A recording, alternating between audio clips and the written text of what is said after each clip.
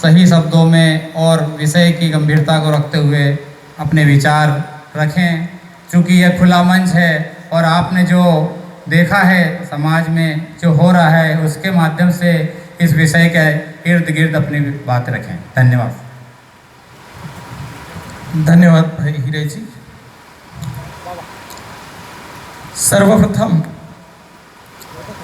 तो BS4 भारतीय संविधान सम्मान और सुरक्षा और लोकतंत्र और संविधान सफलता के इस महोत्सव में उपस्थित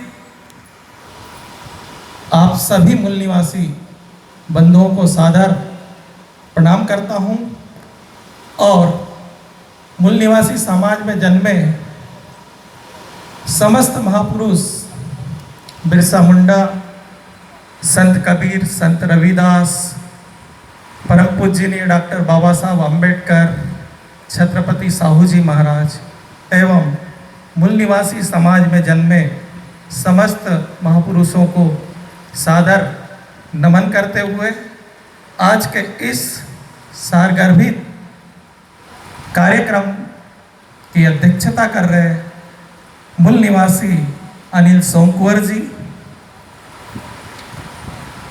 मूल निवासी नानक राम मोरे जी, जिलाध्यक्ष बामसेब खंडवा, बिलर सिंह जमरा, मूल निवासी जयस ब्रह्मपुर,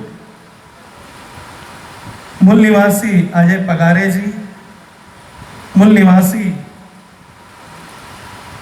आदरणीय मनसारे जी और उपस्थित समस्त मूल निवासी भाई बहनों को क्रांतिकारी जय भीम। परम आदरणीय साथियों, जैसा कि आज का विषय है कि मूल निवासी बहुजनों का सामाजिक अभिसरण ही राष्ट्र का निर्माण का सरल समीकरण है, तो साथियों आप सबको विदित है कि राष्ट्र के समग्र विकास हेतु उस राष्ट्र के मूल निवासी लोगों की सहभागिता ही माने रखती है।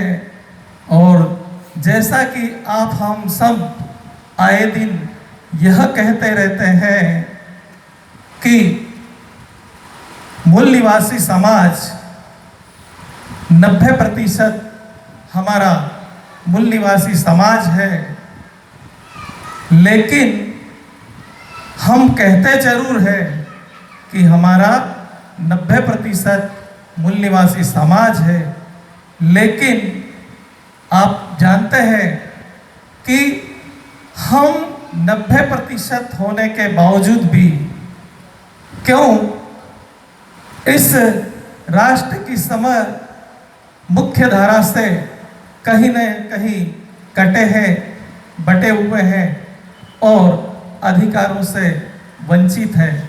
कारण हम आप चिंतन करें तो हम पाते हैं कि कहीं न कहीं आप हमारा आपस में सामाजिक बिखराव ही हमें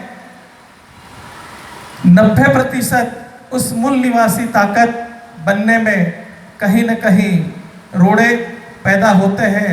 उसका कारण हमने प्राय यह देखा है कि हम छोटी छोटी अपने ईगो सामाजिक छोटे छोटे संगठनों में हम 90% मूल निवासी कहीं न कहीं बटे हुए हैं और इसका फायदा वो लोग उठाते हैं और हम पर शासन करते हैं।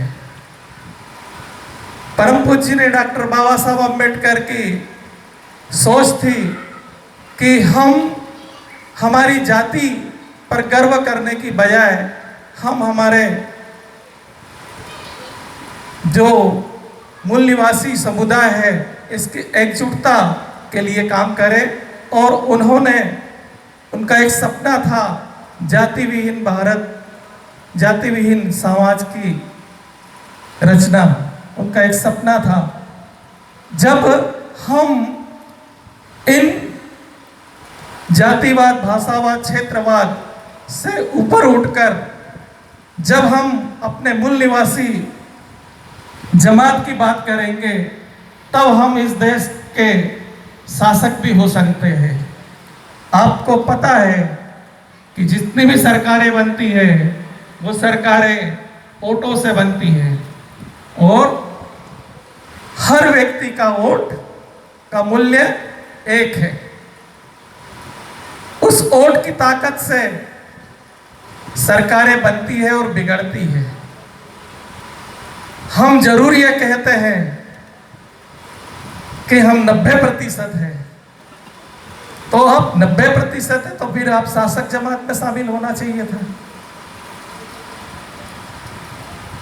इस विषय को चिंतन करने की आवश्यकता है कि जब हम 90% है तो हम पर 10% आबादी के लोग शासन कर रहे हैं, अर्थात आप और हम हमारी शक्ति को पहचाने नहीं है। अब जब 10% लोग 90% वर्ग पर शासन करेंगे तो परिणाम क्या होंगे? नीतियां बनेगी, किनके लिए बनेगी? नीतियां कौन बनाएंगे? वही 10%। और आप उनसे अपेक्षा रखेंगे कि वो 10% लोग जो शासन सत्ता में बैठे हुए हैं वो 90% लोगों